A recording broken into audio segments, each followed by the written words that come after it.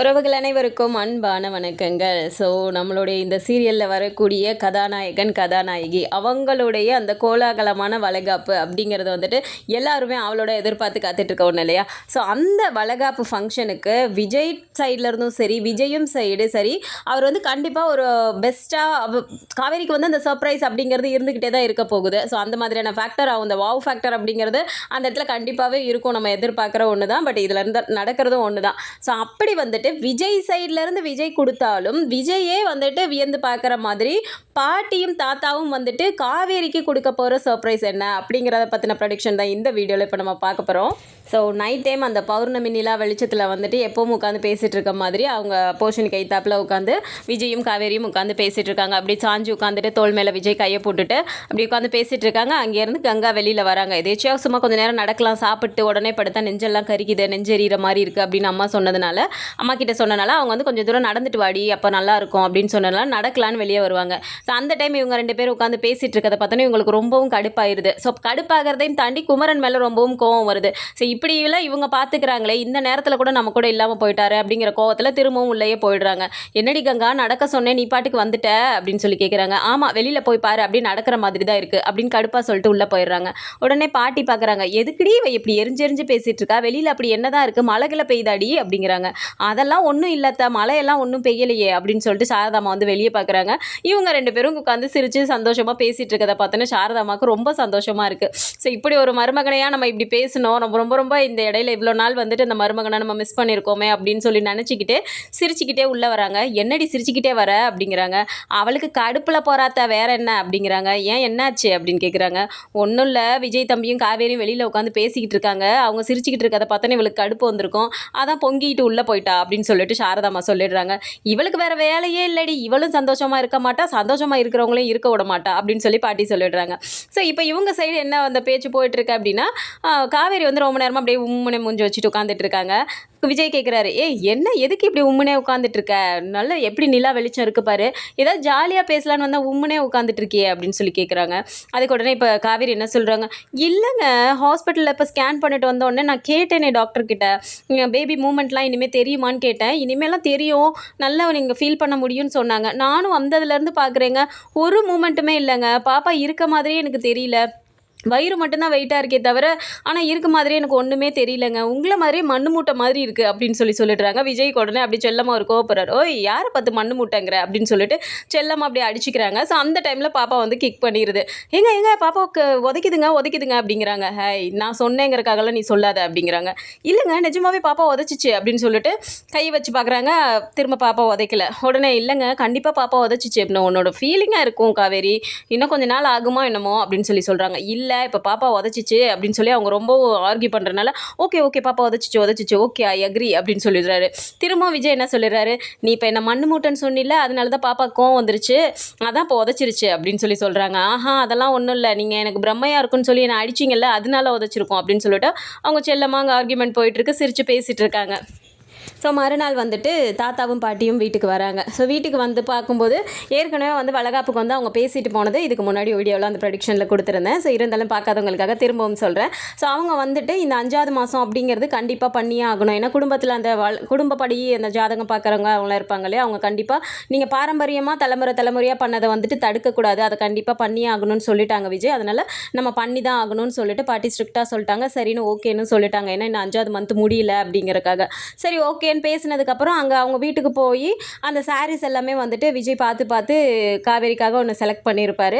So அதுவுமே கங்காவுக்கு வந்து அந்த சைடு ஒரு சைடு காண்டாகும். 1.5 லட்ச ரூபாய்க்கு இவளுக்கு சாரியா, அதுவும் இவங்க முகத்தை போட்டு சாரியா அப்படிங்கிற மாதிரி ஒரு காண்டில் யமுனா கூட ஒரு கான்வர்சேஷன் போயிருக்கும். ஸோ அவங்களும் இருக்கிறதுக்கு இன்னும் கொஞ்சம் ஸ்க்ரூ கொடுத்தே விட்டுருப்பாங்க. ஆமாக்கா உனக்கு எனக்கெல்லாம் அந்த மாதிரி நடக்குமா, அவளாம் ரொம்ப ராசிக்காரியாக இருக்காக்கா, இவ்வளோ கிராண்டாக வந்துட்டு இந்த பணக்கார வாழ்க்கை எல்லாமே உனக்கு தான் கிடைக்கணும் அப்படின்னு நீ ஆசைப்பட்ட, கடைசியில் எல்லாமே நீ நினச்சது எல்லாமே அவளுக்கு நடந்துட்டு இருக்குக்கா அப்படிங்கிற மாதிரி அங்கே ஒரு கான்வர்சேஷன் போச்சு. சரி இப்போ வந்து என்ன ஆகுதுன்னா, தாத்தாவும் பாட்டியும் வந்து விஜயும் ஒன்று நிற்கிறாரு. அப்போ வந்துட்டு இந்த மாதிரி பாட்டி வந்து ஒன்று கொடுக்கறதுக்காக வந்திருக்காடா அப்படின்னு சொல்கிறாங்க. என்ன பாட்டி அப்படின்னு சொல்லும்போது பேக்லேருந்து எடுத்து விஜய் அம்மாவோட ஜுவல்ஸ் எல்லாமே அதில் இருக்குது, அது எல்லாத்தையுமே எடுத்து காவேரி கிட்ட கொடுக்குறாங்க. ஸோ இதை பாக்ஸ் மூடி இருக்குது, அதை பார்த்துட்டு என்ன பாட்டி இது அப்படின்னு சொல்லி கேட்குறாரு.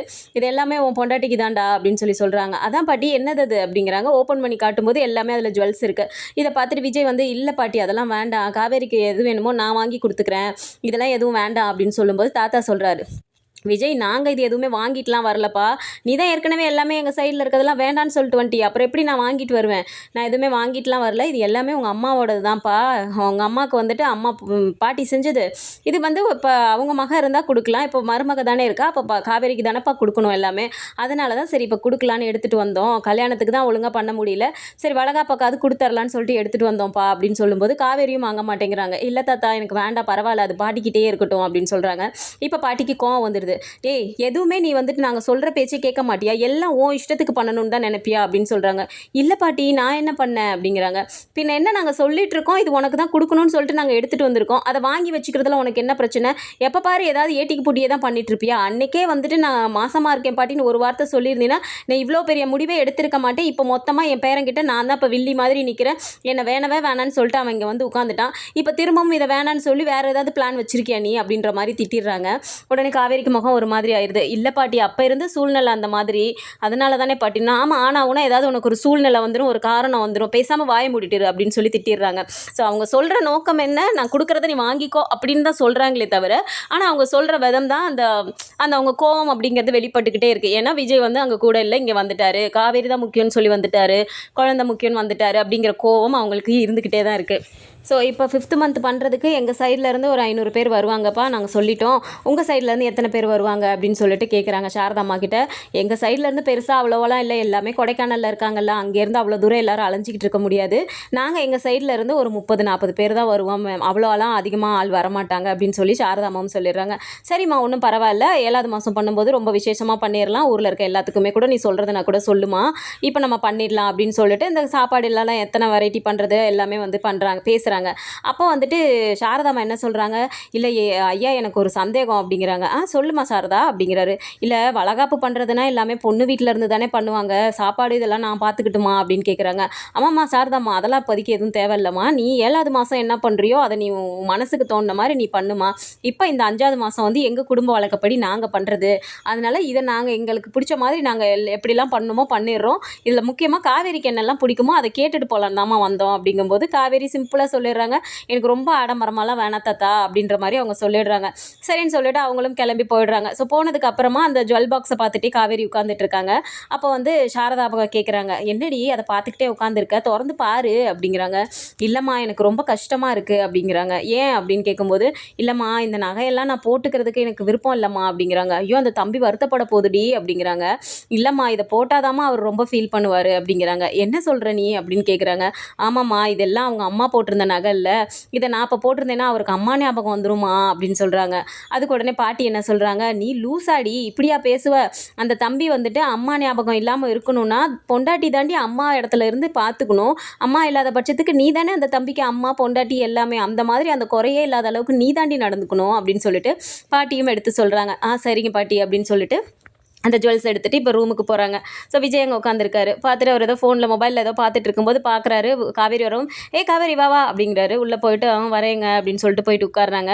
என்னாச்சு ஏன் ஒரு மாதிரி இருக்க அப்படிங்கிறாங்க. இல்லைங்க என்னங்க இவ்வளோ ஜுவல்ஸை கொண்டு வந்து கொடுத்துட்டு போயிருக்காங்க, நான் எதிர்பார்க்கவே இல்லை பாட்டி இப்படி கொண்டு வருவாங்கன்னு அப்படிங்கிறாங்க. பாட்டி அப்படி தான் காவேரி, அவங்க மனசில் எதையும் வச்சுக்க மாட்டாங்க, திட்டுறதை திட்டிடுவாங்க, ஆனால் எது எப்பப்போ செய்யணுமோ அதெல்லாம் ப்ராப்பராக பண்ணிடுவாங்க, இல்லைனா என்னை இந்த அளவுக்கு வந்திருக்க முடியுமா சொல்லு, நீ அவங்க தானே என்னை வளர்த்தாங்க அப்படிங்கிற மாதிரி சொல்கிறாரு. அதுதாங்க எனக்கு கஷ்டமாக இருக்குது, இவ்வளோ தூரம் உங்களை இருந்து வளர்த்தவங்கள இப்போ நீங்கள் அவங்க கூட இல்லாமல் இங்கே வந்து இருக்கீங்களே, அந்த கோபமும் அவங்களுக்கு இருக்க தானே செய்யும் அப்படிங்கிறாங்க. அதெல்லாம் விடு, இதெல்லாம் டெம்பரவரி தானே, எப்போவுமே நம்ம பர்மனெண்ட்டாக தாத்தா பாட்டியை விட்டுட்டு இருக்க போகிறோம், அதுக்கெலாம் நாள் கூடி வரும், அப்போ பார்த்துக்கலாம், நீ இப்போ வந்து எதையும் தேவையில்லாமல் யோசிச்சு உனக்கு ஸ்ட்ரெஸ்ஸை ஏற்றிக்காத அப்படின்னு சொல்லிடுறாரு. சரிங்க அப்படின்னு சொல்லும்போது இப்போ ஜுவல்ஸ் பாக்ஸை வாங்கி வச்சுட்டு அவர் திறந்து பார்க்குறாரு. பார்த்துட்டு ஒவ்வொரு நகையாக எடுத்து பார்த்துட்டு சொல்கிறாரு, ஒரு மாதிரி முகத்தை ஒரு மாதிரி வச்சுட்டு, இந்த நகையெல்லாம் அம்மா வந்துட்டு ஃபோட்டோவில் போட்டிருந்து தான் நான் பார்த்துருக்கேன் காவேரி, அம்மா போட்டு நான் நேரில் பார்த்த மாதிரி எனக்கு ஞாபகமே இல்லை, நான் அப்போவே குழந்தையா இருந்தேன்ல, எனக்கு அதை பற்றி நான் ஒரு ஞாபகமே இல்லை, ஆனால் ஃபோட்டோவில் பார்த்துருக்கேன், இந்த நகையெல்லாம் போட்டுட்டு இருக்கும்போது எங்கள் அம்மா அவ்வளோ அழகாக இருப்பாங்க அப்படின்னு சொல்லுவாங்க. இப்போ வந்து காவேரி என்ன பண்ணுறாங்கன்னா, விஜய் அப்படியே சாய்ச்சி மடியில் படுக்க வச்சுருக்காங்க. நீங்கள் எந்த கவலையும் படாதீங்கங்க, நான் வந்துட்டு அத்தையோட ஸ்தானத்துலேருந்து உங்களை பார்த்துப்பேன் அப்படின்னு சொல்கிறாங்க. அப்போ அப்படியே நிமிர்ந்து பார்க்குறாரு. பார்த்துட்டு, எனக்கு தான் அது தெரியுமே காவேரி, நீ எல்லாமாவும் எனக்கு இருப்ப, அதனால தானே நான் அவங்கள விட்டுட்டு நான் உங்ககிட்ட வந்திருக்கேன் அப்படின்னு சொல்கிறாரு. ஸோ 2 பேரும் அப்படியே முகத்துக்கு முகம் அப்படியே சாய்ச்சிக்கிட்டு அப்படியே கொஞ்சம் நேரம் அப்படியே ஃபீல் பண்ணுறாங்க. ஸோ இந்த விஷயத்த வந்து கங்கா கிட்டே சாரதாம்மா தான் சொல்கிறாங்க. தாத்தா பாட்டி வந்திருந்தாங்கடி, காவேரிக்கு வந்து விஜய் தம்பியோட அம்மாவோட நகையாம், அதெல்லாம் வளகாப்புக்கு காவேரி போட்டுக்கணும்னு சொல்லி கொண்டுட்டு வந்து கொடுத்தாங்கடி அப்படின்னு சொல்லும்போது கங்காக்கு முகம் ஒரு மாதிரி மாறுது. ஸோ அதை பற்றி அவங்க எதுவுமே கேட்டுக்கல. அவங்க உள்ளே போயிடுறாங்க. மறுநாள் காலையில் காவேரி நின்று காஃபி குடிச்சிட்டு இருக்கும்போது இவங்களாம் வாண்டடாக போகிறாங்க. காவேரி என்னடி பண்ணுற அப்படிங்கிறாங்க. வாக்கா காஃபி சாப்பிட்டுட்டு இருக்கேன், நீ குடிக்கிறியா அப்படின்னு கேட்குறாங்க. இல்லை இல்லை எனக்கு எதுவும் வேண்டாம், நீ பண்ணு அப்படிங்கிறாங்க. ஏன்க்கா காலையிலே ஒரு மாதிரி இருக்க அப்படின்னு கேட்குறாங்க. ஏண்டி உனக்கு கூட நான் யாரோவா போயிட்டேன்ல அப்படிங்கிறாங்க. எதுக்குக்கா இப்போ அப்படிலாம் பேசிகிட்டு இருக்க அப்படின்னு கேட்குறாங்க. ஆமாம், குமரன் மாமா என்னடானா எனக்கு என்னன்னு இந்த டைமில் கூட என்ன என் கூட இல்லாமல் அவர் சம்பாதிக்க போகிறேன்னு சொல்லி அவரு போயிட்டாரு. அம்மா என்னடானா அதுவும் ஒரு சைடு ஒழுங்காக கவனிக்க மாட்டேங்குது, ஒரு மாதிரியே பண்ணிகிட்ருக்கு. யாருமே என் கூட இல்லையோன்னு தோணுதுடி, இப்போ வர வர நீ கூட மாறிட்ட அப்படிங்கிறாங்க. நான் என்னக்கா பண்ணேன், எதுக்கு இப்படி பேசுகிற அப்படிங்கிறாங்க. ஆமாம் நேற்று தாத்தா பாட்டி வந்தாங்களாமே அப்படிங்கிறாங்க. ஆமாக்கா வந்தாங்க, வந்துட்டு விஜய் அம்மாவோட நகையெல்லாம் கொண்டு வந்து கொடுத்துட்டு போனாங்கக்கா, அப்புறம் வளகாப்பை பற்றியும் பேசிட்டு போனாங்க அப்படிங்கிறாங்க. நீ இது வரைக்கும் என்கிட்ட சொன்னியாடி, எல்லாத்தையுமே என்கிட்ட சொல்லுவேன், இதை நீ என்கிட்ட சொன்னியாடி அப்படிங்கிறாங்க. அக்கா நைட் லேட் ஆயிடுச்சுக்கா, போய் நான் அவர்கிட்ட பேசிட்டு அப்படியே தூங்கிட்டேன், இப்போ தான் காலையில் வந்து காஃபி சாப்பிட்டுட்டு இருக்கேன், நான் சொல்கிறதுக்குள்ளே நீயே கேட்டுட்டக்கா அப்படிங்கிறாங்க. ஏண்டி உன் நகையெல்லாம் நான் பார்த்தேன்னா எனக்கு வந்துட்டு பொறாமல் வந்துடும், நான் வந்துட்டு ஏதாவது சொல்லுவேன்னு சொல்லிட்டு என்கிட்ட காட்ட மாட்டேங்கிறியா அப்படின்னு சொல்லி கேட்குறாங்க. அக்கா ஏன்க்கா இப்படிலாம் பேசுகிறேன், நான் அப்படிலாம் நினைக்கவே இல்லைக்கா அப்படின்னு சொல்லி சொல்கிறாங்க. ஸோ காவேரி அப்படி நினைக்கல அப்படிங்கிறது அவங்களோட சுவாபம். ஆனால் இவங்க இப்படி தான் நினச்சிருப்பாங்க அப்படிங்கிறது நம்ம எல்லாருக்குமே தெரிஞ்ச ஒன்று தான். பார்த்தாலும் சரி பார்க்கலனாலும் சரி, கேள்விப்பட்டதுக்கே இப்படி ஒரு வார்த்தை கேட்குறாங்க. இப்போ எல்லா ஜுவல்ஸையும் பார்த்துருந்தாங்கன்னா என்ன மாதிரி அவங்க ரியாக்ட் பண்ணுவாங்க அப்படிங்கிறது சொல்லக்கூட முடியல. ஆனாலும் ஒரு நடுநிலையாக யோசித்தோம் அப்படின்னா கங்காவோட சைட்லேருந்து பார்க்கும்போது அவங்களுக்கு இப்போ ஏற்பட்டிருக்க நிலைமையாக இருக்கட்டும், அவங்க ஆசைப்பட்டது எல்லாமே அவங்களோட அந்த ஆசை இருக்கிறது நியாயம்தான். ஆனால் வந்து நமக்குன்னு இப்படி ஒன்று அமைஞ்சிருச்சு அப்படிங்கும்போது இடத்துக்கு தகுந்த மாதிரி மாற்றிட்டு நமக்கு நம்ம இதுக்கப்புறம் நம்ம என்ன பண்ணலாம் அப்படிங்கிறத நம்ம யோசிக்கலாம். அதை வந்து கோவமாகவும் வெறுப்பாகவும் அப்படிலாம் காட்டிகிட்டு இருந்தாங்க அப்படின்னா, இப்போ காவேரியாக இருக்கிறனால அனுசரித்து அவங்க கிட்டே பேசிகிட்டு இருக்காங்க. ஸோ இதே இடத்துல யமுனா இருந்தாங்க அப்படின்னா இவங்க 2 பேரும் சேம் கேரக்டராக இருக்காங்க. கங்கா யமுனா 2 பேருமே அந்த மாதிரி பேசிக்கிறதுல. ஸோ அவங்க இடத்துல இவங்க இருந்திருந்தாங்கன்னா 2 பேருக்கும் சண்டை தான் வந்திருக்கும். என்னை பற்றி நீ பொறாமப்படுறியா, உன்னை பற்றி நீ ஏன் இப்படி பேசுகிற, இப்படி மாற்றி மாற்றி ஏதாவது பேசியிருப்பாங்க. காவேரிங்கிறனால தான் இப்போ கூட ஏங்கா அப்படிலாம் பேசுகிற அப்படிங்கிற மாதிரி அனுசரணையாக பேசுகிறாங்க. ஸோ என்னைக்கு கங்கா புரிஞ்சுக்க போகிறாங்கன்னு தெரியல.